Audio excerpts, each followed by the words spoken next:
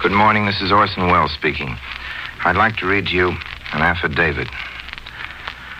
I, Isaac Woodard, Jr., being duly sworn, do depose and state as follows, that I am 27 years old and a veteran of the United States Army, having served for 15 months in the South Pacific and earned 1 battle star. I was honorably discharged on February 12, 1946, from Camp Gordon, Georgia, at 8:30 p.m. at the Greyhound Terminal, Atlanta, Georgia. While I was in uniform, I purchased a ticket to Winnsboro, South Carolina, and took the bus headed there to pick up my wife to come to New York to see my father and mother. About 1 hour out of Atlanta, the bus driver stopped at a small drugstore. As he stopped, I asked him if he had time to wait for me until I had a chance to go to the restroom. He cursed and said no. When he cursed me, I cursed him back. When the bus got to Aiken, he got off and went and got the police. They didn't give me a chance to explain. The policeman struck me with a billy across my head and told me to shut up. After that, the policeman grabbed me by my left arm and twisted it behind my back. I figured he was trying to make me resist. I did not resist against him. He asked me, was I discharged? And I told him yes. When I said yes, that is when he started beating me with a billy, hitting me across the top of the head. After that, I grabbed his billy and wrung it out of his hand. Another policeman came up and threw his gun on me and told me to drop the billy. He dropped me, so I dropped the billy. After I dropped the billy, the second policeman held his gun on me while the other one was beating me. He knocked me unconscious. After I commenced to come to myself, he hollered, "Get up." I started to get up. He started punching me in my eyes with the end of the billy. When I finally got up, he pushed me inside the jailhouse and locked me up. I woke up next morning and could not see. A policeman said, "Let's go up here and see what the judge says." I told him that I could not see how to come out. I was blind. He said, "Feel your way out." He said I'd be all right after I washed my face. He led me to the judge, and after I told the judge what happened, he said, "We don't have that kind of stuff down here." Then the policeman said, he wrung my billy out of my hand, and I told him if he didn't drop it, I'd drop him. That's how I knew it was the same policeman as had beat my eyes out. After that, the judge spoke and said, "I fine you $50 or 30 days in the road." And I said I'd pay the $50, but I did not have the $50 at the time. So the policeman said, "You have some money there in your wallet." He took my wallet and took out all I had. That was a total of $40, and took $4 from my watch pocket. I had a check for $694.73, which was my mustering outpay and soldier's deposit. He said to me, "Can you see how to sign this check? You have a government check." I told him no, sir. So he gave it back to me after that. Took me back and locked me up in the jail. The policeman did. I stayed in there for a while, and after a few minutes, he came and asked me if I wanted a drink of whiskey. If I took a drink of whiskey, he said I'd feel better. I told him no, sir. Didn't care for any. About 5:30 that evening, they took me to the Veterans Hospital in Columbia, South Carolina. One of the contact men came around one day and said to me they were going to take out a pension for me. I believe that the doctor who cared for me was named Dr. Clarence. I told him what had happened to me. He made no comment, but told me I should join a blind school.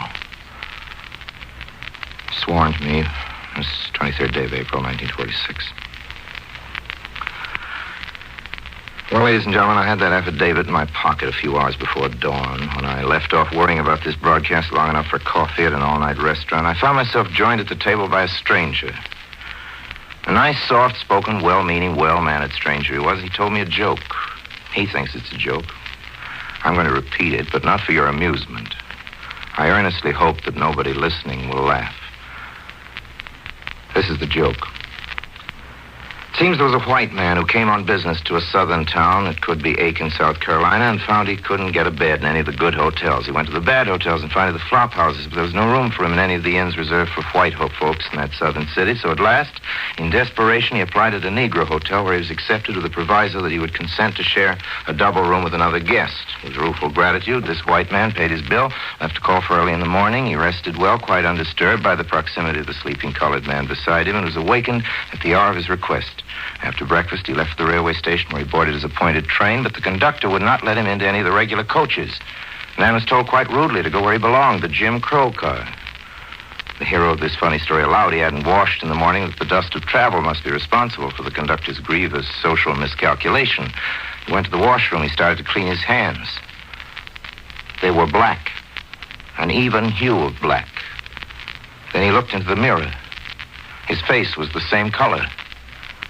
He not only looked darker than white, he was quite visibly a Negro. A great oath precedes the final line, which is presumed to be the funny part of this little anecdote. I know what's happened to the next words of the man. It's very simple. They woke up the wrong man. I left the teller of this tale in the coffee shop, but I found I couldn't leave the tale itself. Like the affidavit I read to you at the start of the broadcast, it seems to become a permanent part of my mental luggage. I sketched in my imagination a sequel to the stranger's funny joke. I saw the man of business who'd gone to bed, a white man, getting into an argument with the conductor. I saw a policeman boarding the train at the next station and taking the man of business out on the platform and beating the eyes out of his head because the man thought he should be treated with the same respect he had received the day before when he was white. I saw men at the police station trying to make him take a drink so that the medical authorities could testify that he was drunk. I saw the man of business bleeding in his cell, reaching out with sightless hands through unseen bars, gesturing for help that could not ever come. And I heard his explanation echoing down the stone hallways of the jail. I know what's happened. It's very simple. They woke up the wrong man. Now, it seems the officer of the law who blinded the young Negro boy of the affidavit has not been named. The boy saw him while he could still see, but of course he had no way of knowing what particular policeman it was who brought the justice of Dachau and Oswiecim to Aiken, South Carolina. He was just another white man with a stick who wanted to teach a Negro boy a lesson, to show a Negro boy where he belonged, in the darkness. Till we know more about him, for just now we'll call the policeman Officer X. He might be listening to this. I hope so. Officer X, I'm talking to you. Officer X, they woke up the wrong man. That somebody else, that man sleeping there, is you. The you that God brought into the world, all innocent of hate. A paid-up resident member of the Brotherhood of Man. Yes, unbelievably enough, that's you, Officer X. You, still asleep. That you could have been anything. It could have gone to the White House when it grew up. It could have gone to heaven when it died. But they woke up the wrong man. They finally came for him in the blank gray of dawn. As in the death house, they come for the condemned, but without prayers. They came with instructions, the accumulated ignorance of the feudal South. And with this peculiar briefing, they called Cain for another day of the devil's work, while Abel slept. Wash your hands, Officer X. Wash them well. Scrub and scour. You won't blot out the blood of a blinded war veteran. Nor yet the color of your skin, your own skin. You'll never, never, never change it. Wash your hands, Officer X. Wash a lifetime. You'll never wash away that leprous lack of pigment, the guilty pallor of the white man. We invite you to luxuriate in secrecy. It will be brief. Go on. Suckle your anonymous moment while it lasts. You're going to be uncovered. We will blast out your name. We'll give the world your given name, Officer X. Yes, and your so-called Christian name. It's going to rise out of the filthy deep like the dead thing it is. We're going to make it public with the public scandal you dictated but failed to sign. We pause now for a word from the philosophers. A short reminder regarding the matter of payment and cost. Nothing is paid back. That does not happen, not on earth. A favor cannot be paid back, neither can a wrong. We say a criminal pays for his crime when we lock him up, that a murderer pays for his murder when the state murders him. But really, the state is hiding an unsightly object. Society is merely sweeping its dirt under the carpet. We may sometimes manage to cure the thing called crime, but the man called a criminal is never punished. He can be inconvenienced or tormented or done away with, but he cannot pay for what he has done. If the ledger is ever balanced, it is not by him, but by some other man having nothing to do with him. It is balanced by deeds of virtue, by unrelated good works. The evildoer's agony doesn't show on the books. Only that fiction known to us as money can be paid back. The true debt, the debt of a friend to a friend or a foe to a foe, outlives the principles involved. So much for payment. Price. That's something else. There's a price for everything. There's nothing that does not have its cost. Joy and inspiration and mere pleasure have a market value precisely computed in terms of their opposites. The cost of youth is age. The cost of age is death. You want love. The cost of love is independence. You want to be independent, do you? Then pay the price and know what it is to be alone. Your mother paid for you with pain. Nothing in this living world is free. The free air costs you the life-consuming effort of breath. Freedom itself is priced at the rate of the citizenship it earns and holds. What does it cost to be a Negro? In Aiken, South Carolina, it cost a man his eyes. What does it cost to wear over your skeleton the pinkish tint officially described as white? In Aiken, South Carolina, it cost a man his soul.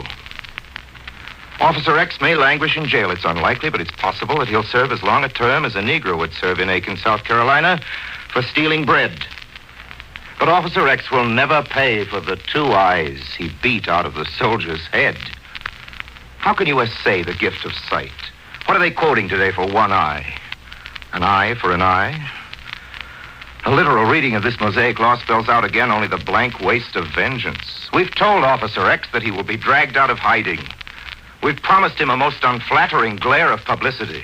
We're going to keep that promise. We will build our own police lineup to line up this reticent policeman with the killers, the lunatics, the beastmen, all the people of society's zoo where he belongs. If he's listening to this, let him listen well. Officer X, after I've found you out, I'll never lose you. If they try you, I'm going to watch the trial. If they jail you, I'm going to wait for your first day of freedom. You won't be free of me. I want to see who's waiting for you at the prison gates. I want to know who will acknowledge that they know you. I'm interested in your future. I will take careful note of all your destinations. Assume another name, and I will be careful that the name you would forget is not forgotten. I will find means to remove from you all refuge, Officer X. You can't get rid of me. We have an appointment, you and I, and only death can cancel it. Who am I? A masked avenger from the comic books? No, sir, merely an inquisitive citizen of America. I admit that nothing on this inhabited earth is capable of your chastisement. I'm simply but quite actively curious to know what will become of you. Your fate cannot affect the boy in the country hospital for the blind, but your welfare is a measure of the welfare of my country. I cannot call it your country. How long will you get along in these United States? Which of the states will still consent to get along with you?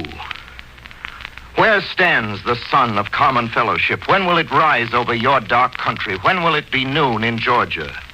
I must know where you go, Officer X, because I must know where the rest of us are going with our American experiment. Into bankruptcy or into that serene tomorrow, that plenteous garden the blind soldier hoped for when he had his eyes and with eyes opened went to war. We want a word to lighten his darkness. You're sorry for him, he rejects your pity. You're ashamed, he doesn't care. We want to tell him soon that all America is ashamed of you. If there's room for pity, you can have it, for you're far more blind than he. He had eyes to see and saw with them, made out, if nothing else, at least a part of the shape of human dignity. And this is not a little thing, but you had eyes to see and you have never seen. He has the memory of light, but you were born in the pit. He cannot grow new eyes to open the world again for his poor bruised head, never. No. The only word we can share the martyr with to carry him from the county hospital to the county grave is word concerning your eyes, Officer X. Your eyes, remember, were not gouged away. Only the lids are closed. You might raise the lids. You might just try the wild adventure of looking. You might see something. It might be a simple truth. One of those truths held to be self-evident by our founding fathers and by most of us. If we should ever find you bravely blinking at the sun, we'll know then that the world is young after all. That chaos is behind us and not ahead. Then there will be shouting of trumpets to rouse the dead at Gettysburg. A thunder of cannon will declare the tidings of peace, and all the bells of liberty will laugh out loud in the streets to celebrate goodwill towards all men. The new blind can hear. It'd be very good if they could hear the news that the old blind can finally see. Then, Officer X, you'll find that you can wash off what should be washed, and it will be said of you, yes, even you, that they awakened the right man. Now it's time to say goodbye. Please let me come to call again. Next week, same time. Until then, I remain as always obediently yours.